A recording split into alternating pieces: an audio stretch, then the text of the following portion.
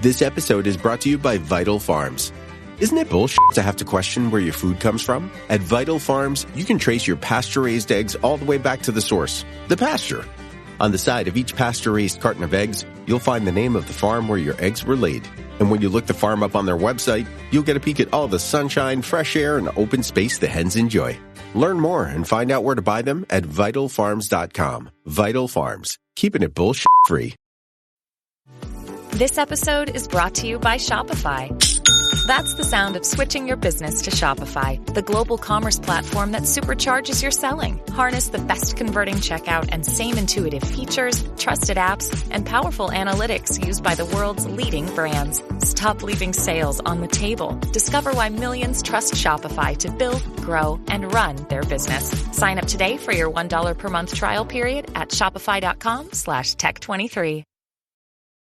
This episode is brought to you by Kia's first 3-row all-electric SUV, the Kia EV9, with available all-wheel drive and seating for up to 7 adults, with a 0 to 60 speed that thrills you 1 minute and available reclining lounge seats that unwind you the next. Visit kia.com/EV9 to learn more. Ask your Kia dealer for availability. No system, no matter how advanced, can compensate for all driver error and or driving conditions. Always drive safely.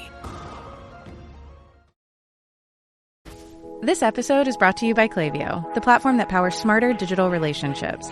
With Klaviyo, you can activate all your customer data in real time, connect seamlessly with your customers across all channels, guide your marketing strategy with AI-powered insights, recommendations, and automated assistance, deliver experiences that feel individually designed at scale, and grow your business faster. Power smarter digital relationships with Klaviyo. Learn more at klaviyo.com/Spotify. That's KLAVIYO.com/Spotify. LinkedIn presents. Welcome to the Human Capital Innovations Podcast. We're your source for personal, professional, and organizational growth and development, where we share original research, explore industry trends, and interview executives and thought leaders from across the globe.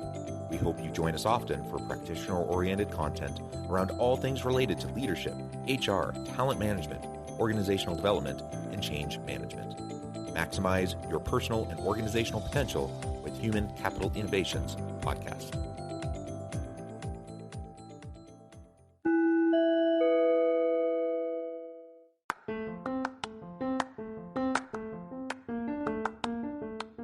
Do you enjoy the Human Capital Innovations Podcast? Enjoy ad-free listening by going to the Patreon page, and please consider contributing even at the producer or sponsorship level. And please leave a review. Thank you for your support.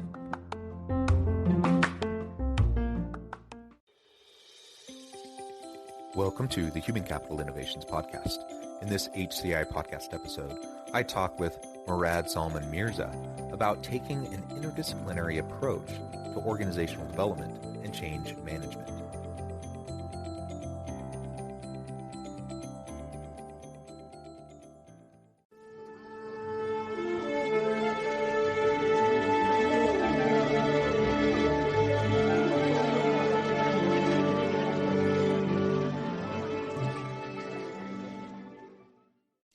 Murad Salman Mirza, welcome to the Human Capital Innovations Podcast.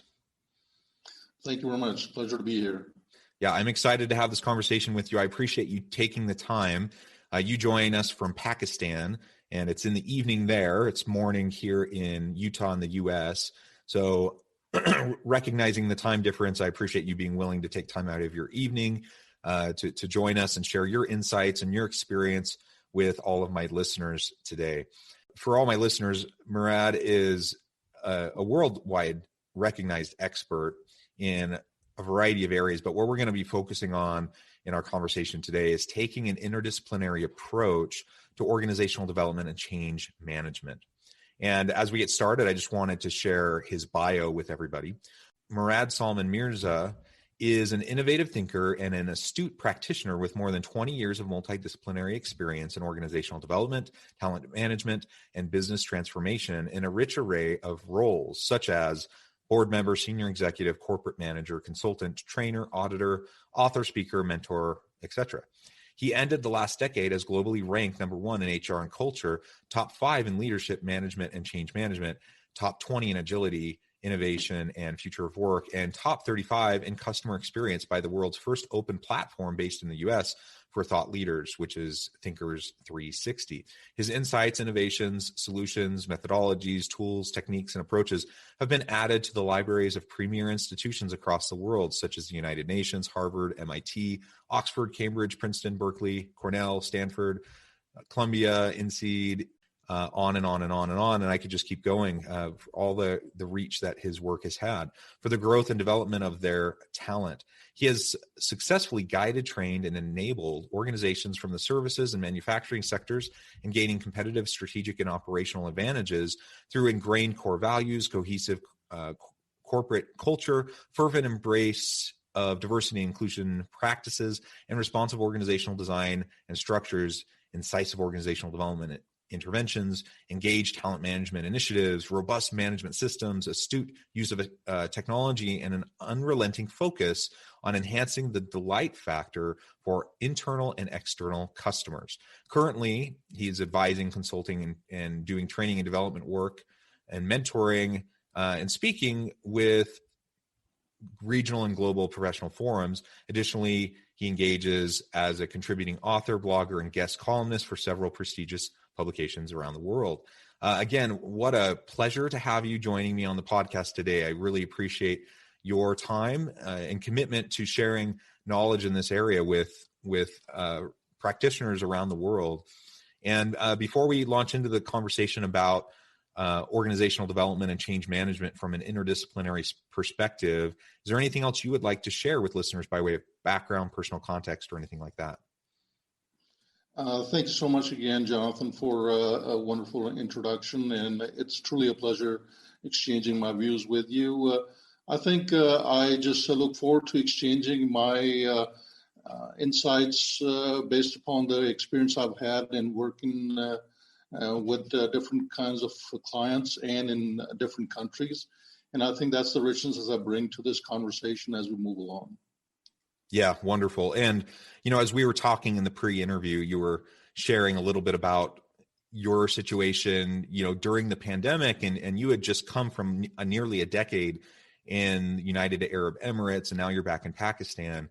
But you truly are a global expert and have experience in many, many places. So I also appreciate that and am excited to pick your brain about some of these principles as they relate not just within, a single context like in the US or a Western kind of a context, but really more generally. So let's start there. And I know you like to talk about, how you focus on an interdisciplinary approach to OD, change management, and that type of work within organizations to shape cultures and to make sure that you have healthy, engaging environments for employees. So maybe you can start by describing for us your philosophy of OD and change management, and then we can get into some of the particulars around what that can look like in organizations, how we apply the interdisciplinary elements, and then look at some global differences around the world. Okay. So, Jonathan, I tend to view organization development as a broader pathway to achieving organizational effectiveness in terms of, doing various interventions throughout the organization. And change management is actually the pathway through which you can input a systematic methodology in terms of achieving those goals accordingly. So I think they're intertwined very closely to each other. But it's important to seek the ultimate goal and not just be lost into the tools and techniques of the things itself, because a lot of these change efforts and initiatives have a very high probability of failure if you're not looking at a broader picture, especially from a humanistic angle. And with the technology aspect coming in, it seems like everything seems to be gravitating towards automation, whereas we're looking or even actually marginalizing some of the things that are more important in this context, which is actually the human factor that needs to be kept in mind accordingly. And I'll give you an example. In UAE, there's a lot of effort being put into putting technology into each and every aspect of various organizations. Now, this has actually resulted into a lot of apprehension and problematic relationships between the employees and the management, because 90% or thereabouts of the employees are expats. So they're always looking at the possibility that they might have to wrap up everything, fold up their lives, however comfortable they may be, and just have to seek other avenues because their company is not actually aligning its own strategic imperatives with their own individual ambitions. So they're not pulling in the same direction together. So sometimes when a change initiative is announced, it actually results in ringing alarm bells for all these people in the workforce that start looking at the possibility that, hey, I might be actually a victim rather than be a facilitator for such a change. And that sort of brings in the mindset of a survivor, and then it sort of upends all kinds of positive initiatives, because there's an internal struggle that starts going in these organizations where everybody is looking for each other rather than everybody uniting as a team and working for the higher goal of making sure that the organization remains relevant and competitive in the digital age. So these are the interesting dynamics that sort of evolve in that context, especially with organizations that are putting technology way above the concerns of the humanistic factor, and they're not actually looking at an optimum balance between the two. Yeah, those are really great points. And you raise the important issue of change fatigue and resistance within organizations. And of course, yes, we see that all the time. And you aptly pointed out that the vast majority of change initiatives tend to fail. There's a lot of research on this, and they fail for a variety of reasons.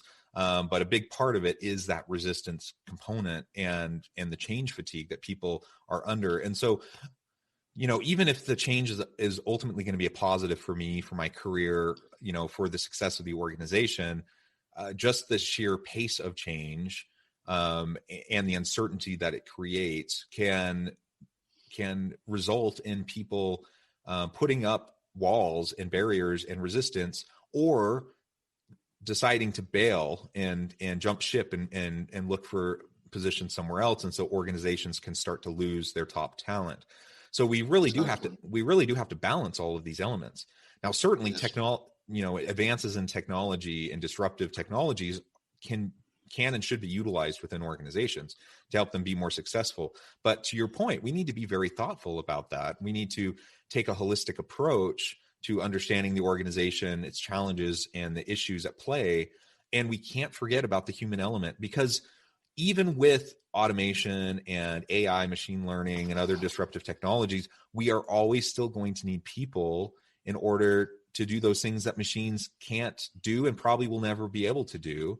And if we alienate everyone in the process of going through OD and change initiatives, then ultimately we're shooting the long-term sustainability of our organization. We're shooting that prospect in the ourselves in the foot. And ultimately it's going to be very difficult in the long run.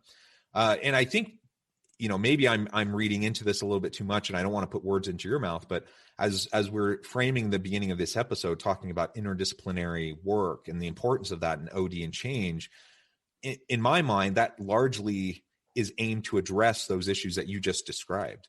As we're trying to take a holistic approach, which requires a systematic, holistic way of viewing the organization and its people and all of its challenges. And when we take that kind of an approach and we engage people in the process, then we can reduce the likelihood of change fatigue. We can increase the buy-in and reduce the resistance, and we increase the likelihood that the change initiative will be successful, which also then reduces change fatigue, because then we're not constantly trying to do the next new thing. Yes.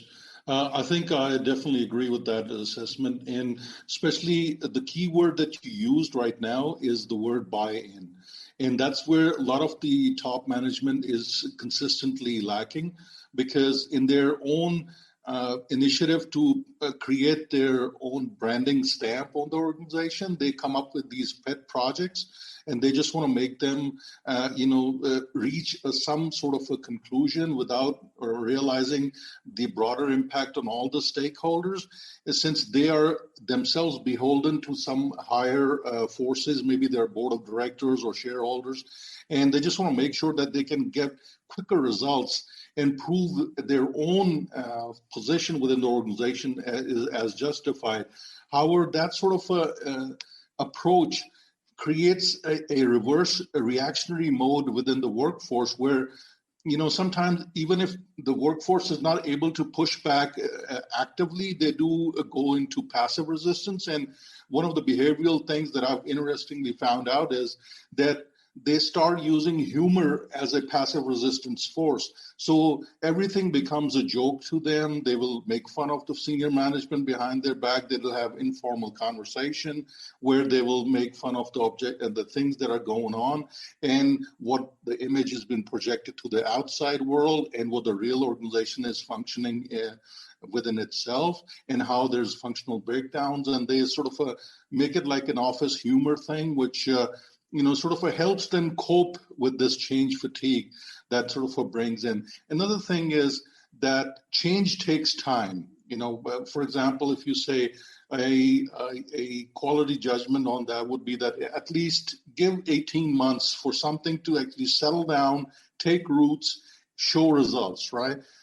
But in this hyperly competitive and sped up world, and especially in organizations who are actually forced to give quarterly results on how the organization is doing, everything needs to be then and there at the quickest way possible. Now, change takes time, and it needs to be ingrained before it shows results, before it can be assessed properly, and the next initiative can be built upon that or made sure that the results have been achieved so they actually align with the higher objective of sustenance within the competitive world. And in that, a lot of people get frustrated. You talked about the talent leaving the organization. It's a very common factor. They get frustrated. You start losing your best people. And then you bring in the diversity and inclusion factor.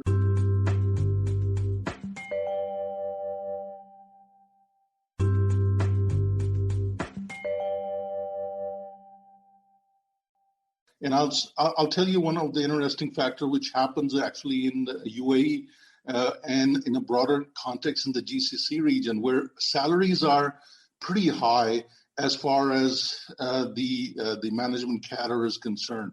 So a lot of expats are not attracted because there's anything other than higher salaries that are being offered to work in there. So they leave their homes, whether in Europe or US or Canada, even Pakistan, India. What they're trying to do is maximize their stay within that, region based upon what is being offered as a compensation package. But that does not relate into a conducive work environment. So they're already tolerating a lot of the imbalances in terms of, hey, take this salary, resist the negative consequences of a bad or a regressive work environment, and make sure you stick around long enough so you can earn so much that you can take the next jump. Now, in that context, change becomes quite tricky, organizational development becomes quite tricky, and then technology enters as a sort of a buffer between the two. And interestingly, sometimes you see top management creating technology as a barrier between them and the workforce in terms of communication, in terms of avoiding hard questions, and just making sure that everybody sort of sings along in a tune which does not disturb the organizational harmony. So you don't get too many rebels in the organization, you just get a lot of conformers. So a problem with too many conformers is that the innovation starts dying down. So when you're talking about organizational development or change management, you're seeking avenues of that creativity and imagination that can drive an organization to become or stay relevant and competitive in the digital age. But if there are no innovators, if you don't give voice to the rebels, you are actually negating the very concept of that. And that's where you see a lot of resistance coming through and a lot of disillusionment that creeps in. And people start looking for the next opportunity where they can actually truly feel liberated enough to utilize the best abilities and feel competent enough in terms of doing justice to their talent. Yeah, well said. I agree with everything you just said. And it's really interesting to hear it from the UAE perspective as well, because that adds an extra layer of challenge when you're dealing with such a high percentage of expat workers and trying to have a thriving organizational culture, shared purpose, and engaging employees. Certainly that's a challenge. So let's talk a little bit more specifically about this interdisciplinary approach as we try to create a holistic view of organizational challenges to drive change initiatives. How do you view interdisciplinarity, and why do you find that to be so important? I think it's important because it contextualizes a lot of the principles and aspects and methodologies in a clarified manner for people to embrace and create a buy-in and be part of the movement itself. And it does not alienate them from the higher purpose. Hey, I'm pulling towards it because I gain something from it, and the organization gains something from it. So if you're not able to make such connections between the different functions and the disciplines that actually come together in making it a success, then you are not able to fulfill the higher objective of actually coming up with real change.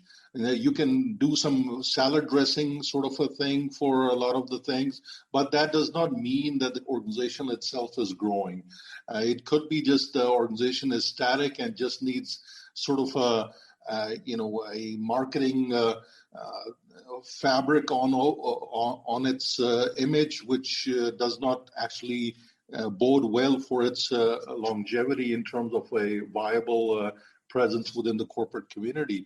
And that's the thing that is a challenge for leadership, because one of the things that I've found out for these leaders is that they are always, they ultimately go into a bubble in which they are actually saying a lot of things, they're directing a lot of things, they're being in a position where they become the fountain of knowledge, and they start listening to the people from down under, so as to speak. So a lot of the bottom-up things stop being so much, having an impact on how decision-making is done. And it's more like what is being top-down that is actually driving the thing. So as you well know, that culture seems to be driven from the top.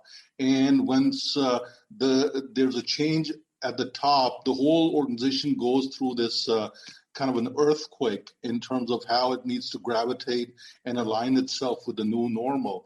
And especially in these uncertain times, a lot of these things are being questioned, and especially with remote working and all kinds of setups.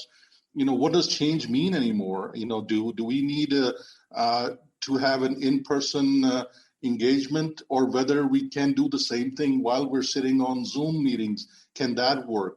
And how does each of us contribute positively and productively as part of a team? These are all questions which are now popping up, and how much value is everybody adding? There was a time when people could hide in bigger organizations, do just about the bare minimum amount of work and just not be noticed. Now everybody's accountable because everybody counts. And companies are realizing, hey, we can actually get the job done with 6 people, and we had about 10 people. So what about the other 4 people?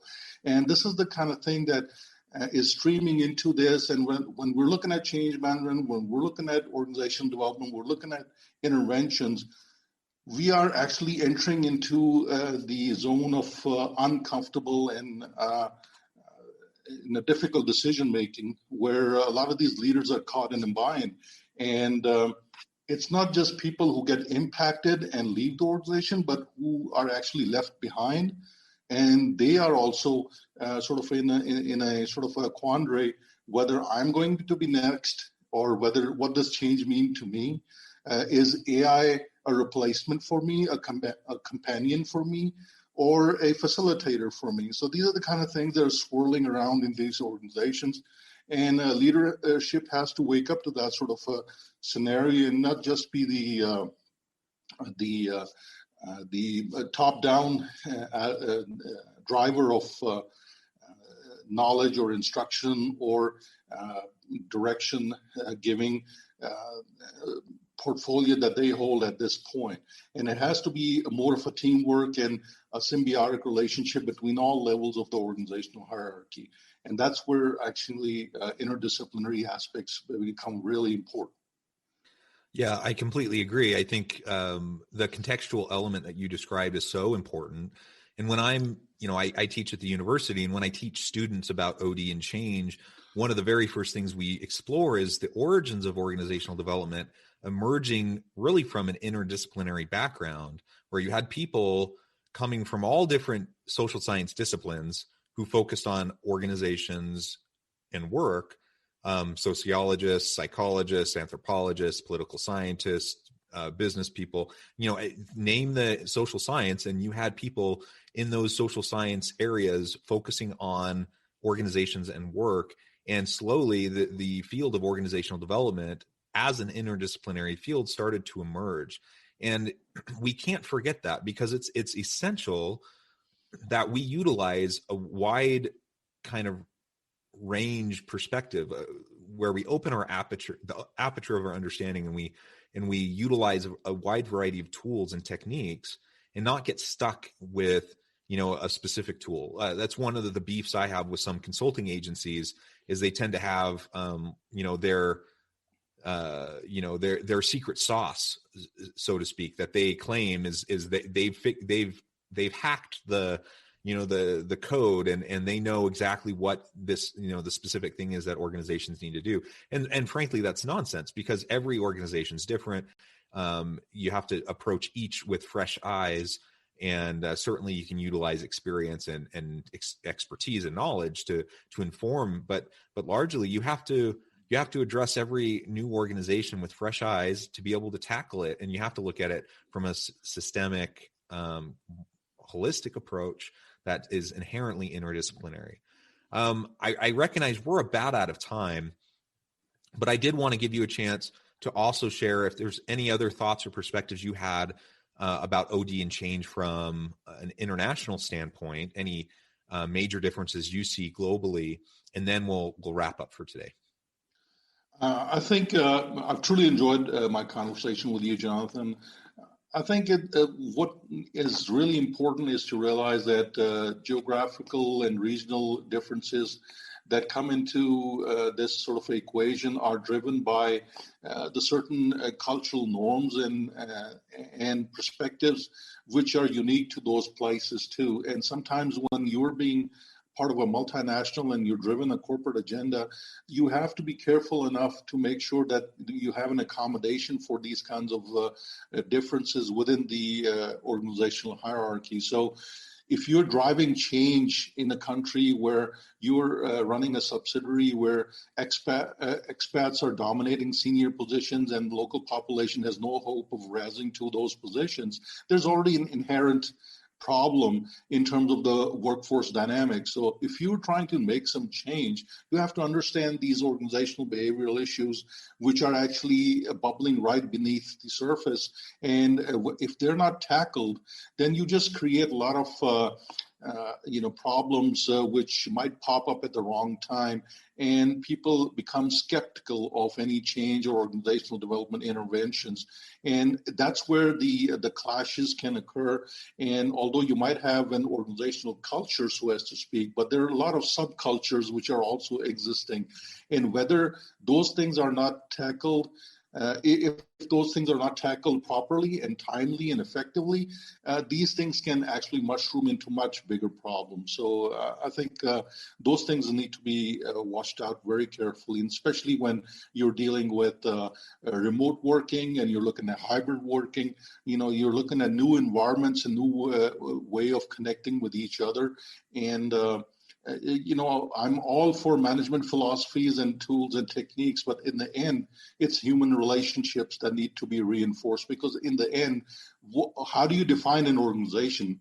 If it's a group of people that actually are pulling towards this unified goal with their individual ambitions all soon in terms of, making sure that they are also internally satisfied and motivated and gravitating towards the higher goal of organizational excellence, then everybody has to be pulling together. But you have to understand that organizational behavior things, which are actually all the time bubbling, and unless you get a grip on that, these higher initiatives are liable to fail. Yeah, absolutely.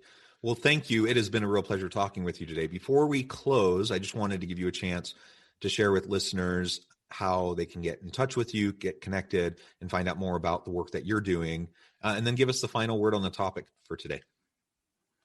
Thank you. I can be reached on LinkedIn. I'm a very active person on LinkedIn, and I actually do write a lot, and those writings are published and they're available on my profile too. And that's one of the things that I actually do in terms of disseminating knowledge, especially on the projects I work with clients or the engagements that I have with the wider corporate community, or my engagements at the professional and regional and professional forums on a global scale. So please do connect with me on LinkedIn. I would love to have you there.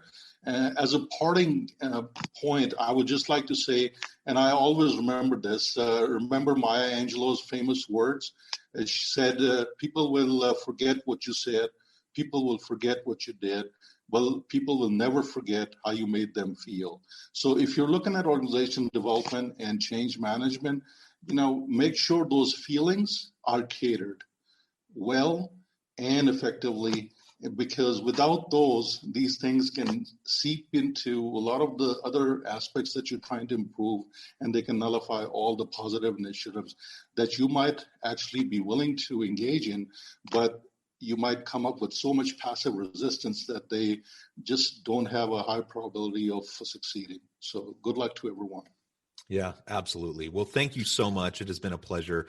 I encourage listeners to reach out, to get connected, find out more about what Murad can do for you and how he and his work can assist you. And as always, I hope everyone can stay healthy and safe, that you can find meaning and purpose at work each and every day. And I hope you all have a great week.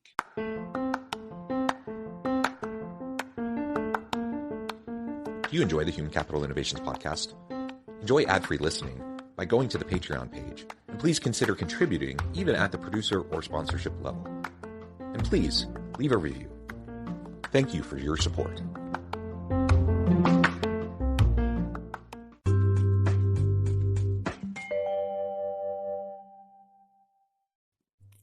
Thanks again for joining us for this episode of the Human Capital Innovations podcast.